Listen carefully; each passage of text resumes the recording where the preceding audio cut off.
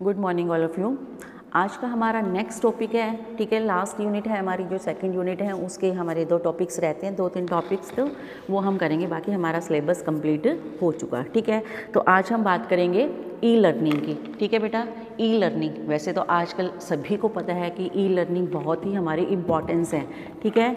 E learning electronic learning, जिसको हम electronic learning भी कहते हैं, ठीक है बेटा। तो हम सबसे पहले इसका कंसेप्ट करेंगे, कंसेप्ट ऑफ ई लर्निंग। देखिए, इसको हम इलेक्ट्रॉनिक लर्निंग भी कहा जाता है। तो ये शब्द क्या हो गया हमारा, जो टीचर्स और जो हमारे विद्यार्थी हैं आजकल किस जो हमारी स्टडी है वो किस में ज़्यादा यूज़ कर रहे हैं, इलेक्ट्रॉनिक लर्निंग का, ई लर्निंग का। देखिए, ई लर्निंग में क्या है, आप लोग सभी जानते हैं, घर बैठे बैठे हम स्टडी कर सकते हैं, ठीक है। हमें दूर नहीं जाना पड़ता। जैसे अब कोरोना काल था पीछे, उसमें क्या हुआ था, बच्चे, स्टूडेंट्स, हमारे पेरेंट्स तक भी ऑफिस का काम भी घर में बैठ के किया जाता था, ठीक है। आज भी कर रहे हैं कई जगह, आज भी हम कोरोना से ग्रसित हैं कई जगहों पर। तो उसमें अभी भी हमारा क्या है, यहाँ हम अपने घरों में बैठकर काम कर रहे हैं, वर्क कर रहे हैं, ठीक है। तो ऐसे ही विद्यार्थी हमारे स्टूडेंट्स हैं, वो भी घरों में बैठकर पढ़ाई कर रहे थे इस दौरान जो हमारा कोरोना काल था, ठीक है। तो जो हमारा ये लर्निंग हमारा जो वर्ड है, ये हमारे टीचर्स और जो हमारे स्टूडेंट्स हैं उसके बीच प्रोसेसिंग का है, ठीक है। जिसमें हमारी ऑनलाइन इस टेक्निक द्वारा हम क्या करते हैं, स्टडी प्रोसेस करते हैं, मतलब टीचिंग दे रहे हैं ऑनलाइन। तो इसमें क्या होगा, हम आमने सामने क्या होता है, हमारी फेस टू फेस प्रोसेस नहीं चलता, इसमें क्या होता है, ऑनलाइन ही, इंटरनेट के द्वारा, ठीक है बेटा। तो आमने सामने जो हम करते हैं वो क्लास में करते हैं, इंटरेक्शंस होती है जो बच्चों की, ठीक है। और इसमें क्या है, आमने सामने फेस टू फेस बच्चों के इंटरेक्शन नहीं होती। तो ये तो था इसका मीनिंग। अब उसमें इसका बताएंगे कि कहाँ कहाँ इसका उपयोग किया जाता है, इसकी कैरेक्टरिस्टिक्स क्या है, ठीक है। तो बेटा, हमारा जो ई लर्निंग है आजकल कंपनियों में यूज़ किया जाता है, ठीक है, और स्कूल्स में किया जाता है, ट्रेनिंग सेंटर्स पे किया जाता है, ठीक है। कंप्यूटर में जो हमारी एजुकेशन प्राप्त कर रहे हैं बच्चे, वहाँ किया जाता है।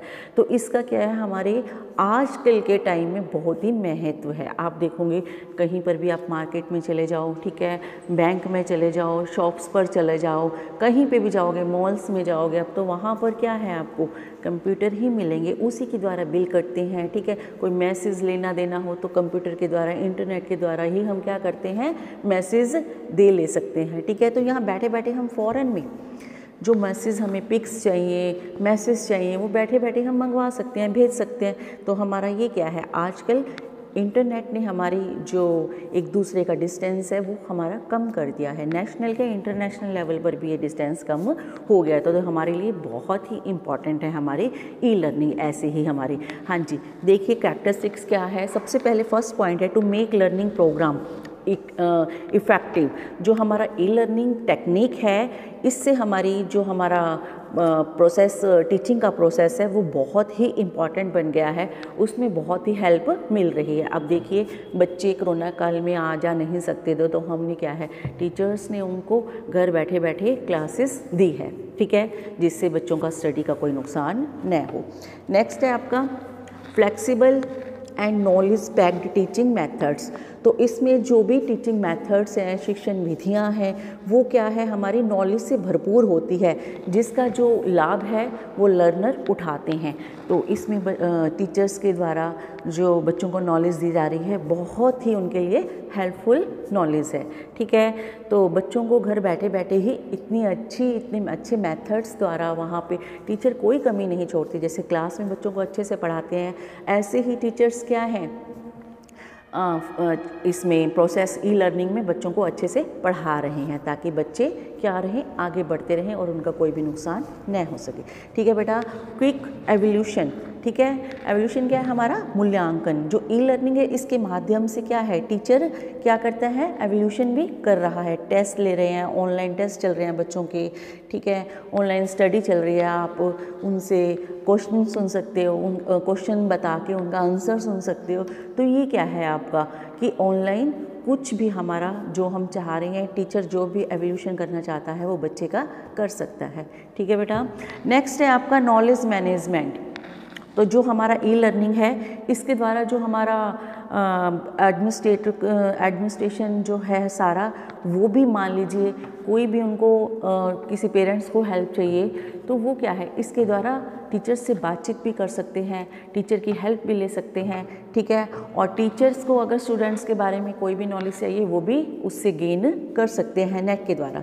तो इस प्रणाली में क्या है, हमारे जो लर्निंग है उसके जो एम्स हैं उसको हमने पूरा करना होता है। तो अपने एम्स को पूरा करने के लिए हम ई लर्निंग का यूज़ करते हैं। जो भी हमारे इसमें एम्स है, हमारे उद्देश्य है बच्चों के लिए, ठीक है, बच्चों को आगे बढ़ाने के लिए, तो ई लर्निंग के द्वारा हम उसको कंप्लीट करते हैं। ठीक है बेटा।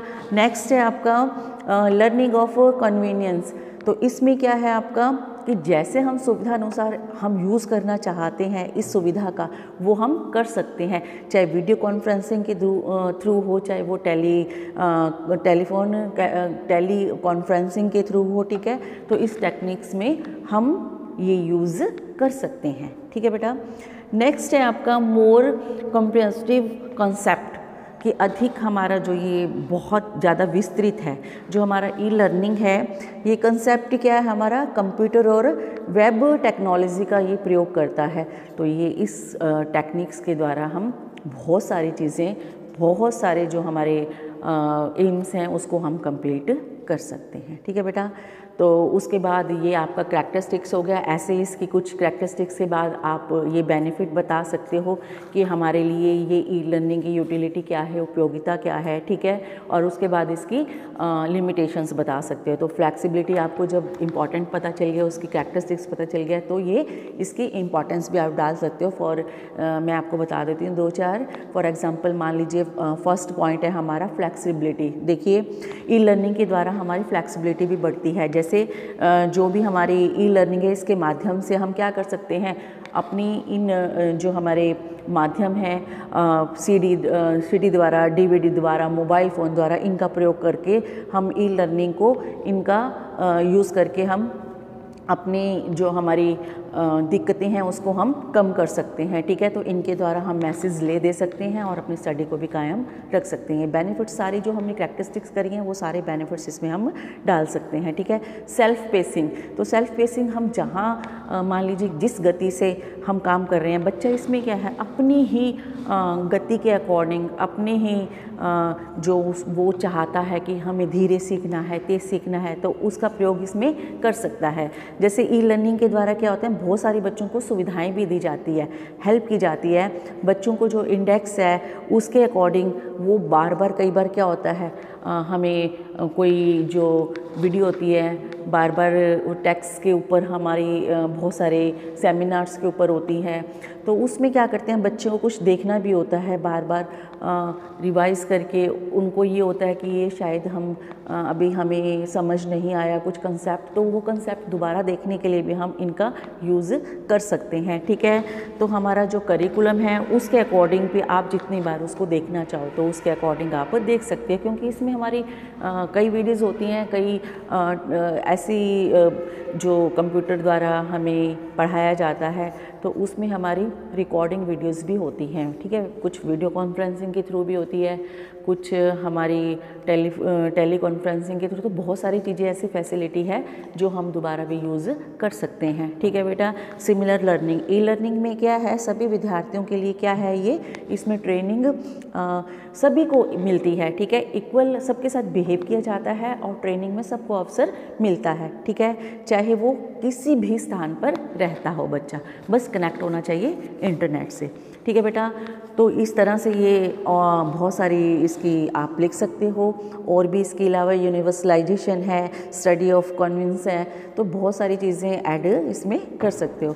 उसके बाद इसकी लिमिटेशंस होंगी। लिमिटेशंस बेटा आपको पता ही है कि अगर सबसे बड़ी तो ये लिमिटेशन है कि अगर कई बार नेट की सुविधा बीच में ही क्या हो जाती है, डिस्कनेक्ट हो जाती है, तो हमारे सबसे बड़ी लिमिटेशन है, क्योंकि जब नेट नहीं चलेगा तो हमारी सारी स्टडी बीच में ही अधूरी रह जाती है। कई बार रेंज की प्रॉब्लम्स होती हैं, छोटे छोटे गाँव में अगर बच्चे रह रहे हैं तो वहाँ पर रेंज नहीं होती, तो रेंज के कारण क्या है, वहाँ पर आप लोग सुविधा नहीं पहुँच पाती आपके पास नेट की, तो आपका नेट नहीं चलेगा तो बच्चे अपना जो स्टडी है उससे वंचित रह जाएंगे। ठीक है, ये भी बहुत बड़ी लिमिटेशंस है।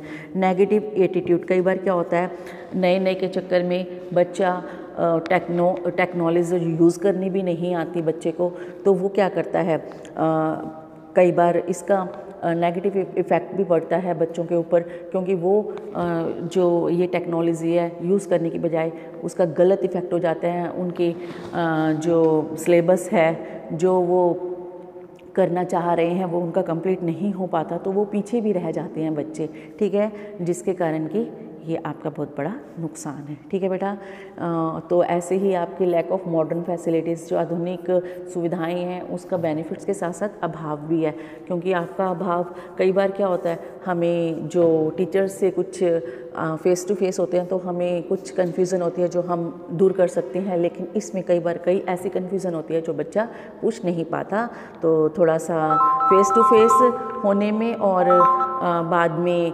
एक हमें ई लर्निंग के द्वारा पढ़ने में बहुत फ़र्क होता है। ठीक है बेटा, तो ये तो आपका था ई लर्निंग। तो इसके बाद एक और छोटा सा हमारा टॉपिक है ई स्कूल। ठीक है बेटा, ई स्कूल भी इसी से ही रिलेटेड है आपका ई लर्निंग से। तो ई स्कूल में क्या है, मीनिंग ऑफ ई स्कूल।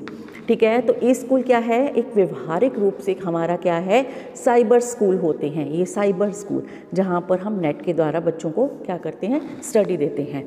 तो इसमें क्या होता है, जो ये होते हैं वो वास्तविक स्कूलों के रूप में एक मॉडल के रूप में हमारे सामने आते हैं, जिसमें जो हमारा टीचर होता है और छात्र होता है, उसमें क्या होता है, वो आपस में उपस्थित, जैसे नेट से हम क्या होते हैं, कनेक्ट होते हैं, तो उसमें टीचर्स और बच्चे आपस में क्या होते हैं, उपस्थित होते हैं नेट के कनेक्टिंग के द्वारा। ठीक है, मान लीजिए घर बैठे वो बच्चे पढ़ रहे हैं और टीचर्स आप स्कूल से या कहीं सेंटर से उनको पढ़ा रहे हैं। ठीक है बेटा, तो इसमें अपना अलग अलग रोल होता है सबका।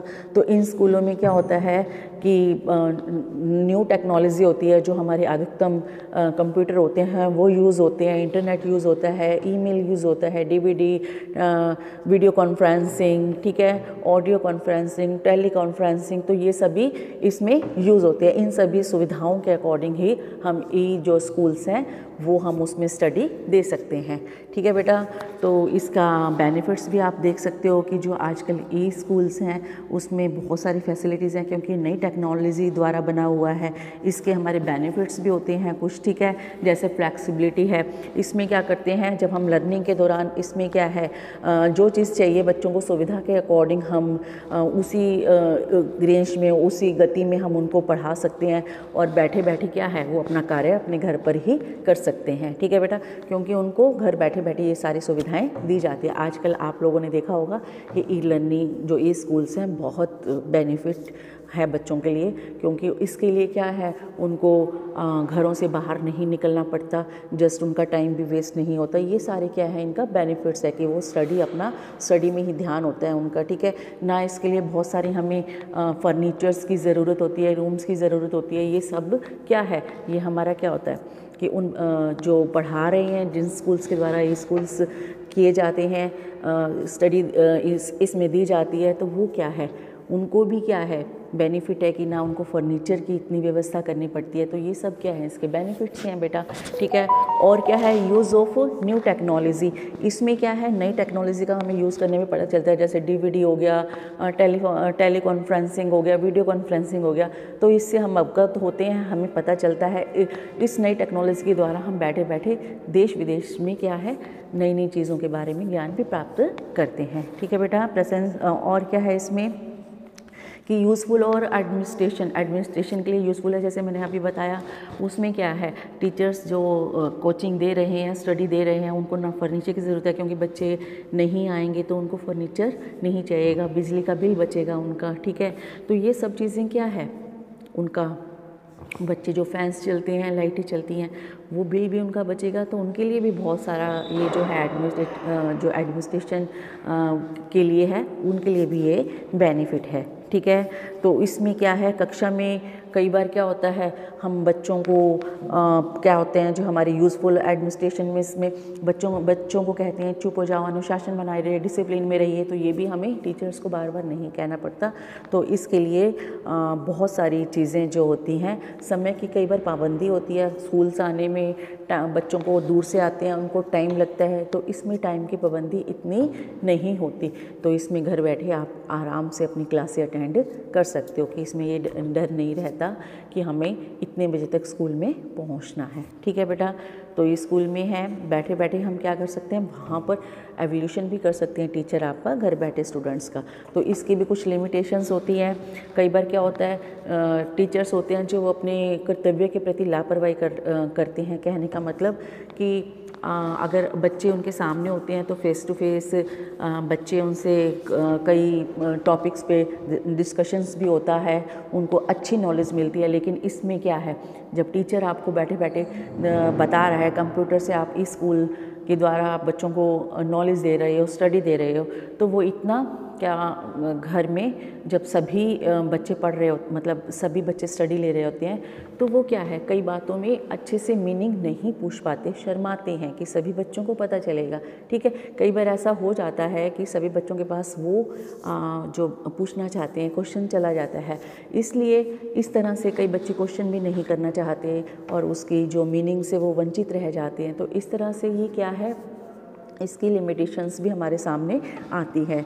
ठीक है बेटा, और क्या होता है हमारा लैक ऑफ राउंड डेवलपमेंट, जो सर्वांगीण विकास है उसका अभाव होता है। हम स्कूल्स में जाते हैं, वहाँ पर हमें बहुत सारी एक्स्ट्रा नॉलेज भी मिलती है। ठीक है, हमारी पर्सनैलिटी डेवलप भी होती है, लेकिन हम घर बैठे बैठे हमारी कोई पर्सनैलिटी डेवलप नहीं होती, तो हम घर कहते हैं ना, घर का ही शेर बन जाते हैं। बाहर निकलने से नॉलेज मिलती है, तो हम बाहर निकलने की जो नॉलेज होती है, जो पर्सनैलिटी डेवलपमेंट होती है, वो उससे वंचित हम रह जाते हैं। तो बहुत सारी ऐसी लिमिटेशंस होती है जो बच्चों के सामने आती है, तो इसलिए इसकी लिमिटेशंस को भी हमें दूर करना चाहिए। तो हमारे जो फेस टू फेस स्टडी है उसके भी बेनिफिट्स हैं देखिए, और जो हमारी ई स्कूल्स हैं उसके बेनिफिट्स अलग हैं, तो सबके अलग अलग इस तरह से बेनिफिट्स हैं। तो ये क्वेश्चन इतना ही है, मोस्टली ये आपका 4 नंबर में आ सकता है। ठीक है, देखिए तो आपका लॉन्ग में भी सकता है, लेकिन इसकी उम्मीद मोस्टली 4 नंबर में आने के लिए है। तो ये